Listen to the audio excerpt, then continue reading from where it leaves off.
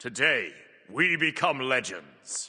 The first ever Smite 2 tournament was held over the weekend, where some of the strongest Smite players gathered to push the game to its limits and hopefully come out as the first ever champions of Smite 2. With almost 100 teams in total across EU and NA, not all games were broadcast, but we do have stats from all of the games handily provided by the GOAT Blues Ultra. A link to his Twitter where you can see all of these stats in full will be below. Spoilers approaching for anyone who's not watched the tournament yet and cares about the results. Skip to this time in the video if you plan on watching the games and don't want spoilers. The finalists from the EMEA side were Leeds Rhinos, which was Streak Up, Nika, Genetics, Adapting, and Dardes, versus Sack the Set, which was Benko, April, Ice Islands, Gunter, and Duduin. Both games, the Rhinos got off to strong starts with a big lead, but struggled to close out the match in a timely fashion, and Sack the Set managed to pull out the win 2-0 over the definite favourite team consisting of former world champions and 4 SPL players. Sack the Set just had a really strong late game team fight in both games that ended up eking out a victory in this best of 3 set. The finalists from the NA side of things were Let's Have Fun, which was Cyclone Spin, Snop, Sanfa Soccer, Deadly Guppy, and Cheerio, versus Cowabunga, which was Solo Troll, Paul, Hardcore, Panatom, and a Raw. Much like the EMEA side, the stacked SPL team got off to strong leads in both games, but this time they actually closed them out, and Cowabunga took the set 2-0 to be the winners of the NA side of the tournament. But that's the recap. Let's move on to what we learned from watching Smite 2 at the highest level of play this weekend. So first up, we'll take a look at god stats. Hades and Fenrir were the most banned gods, with Hades being noticeably above everyone else.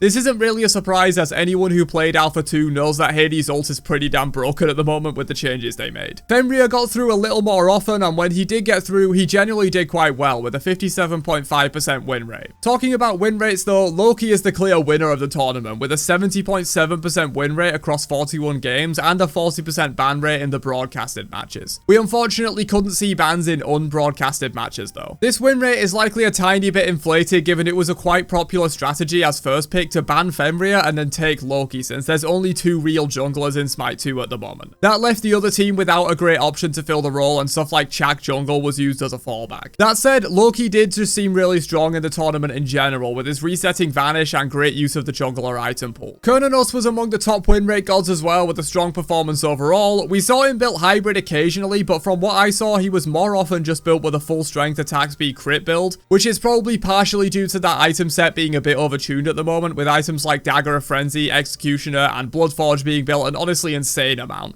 I think almost every strength-based damage dealer was buying Bloodforge throughout the tournament as a sort of Aegis replacement that can save you from big damage. Amanita Charm was another extremely spammed item, which is the one that pops down a mushroom that gives you a meditation-like effect. Pretty much every support and solo laner was building this item every game, and even some damage rolls dropped a damage item just to get another one of these. It was a large reason why Sack the Set managed to win late game both times versus Leeds Rhinos. They would simply start a fight, back up, disengage, pop like 4 Amanita Charms, be back at full health, and then continue on. Blink was noticeably quite absent throughout the weekend, which suggests the changes made from Alpha 1 to Alpha 2 have definitely hurt the viability of the item.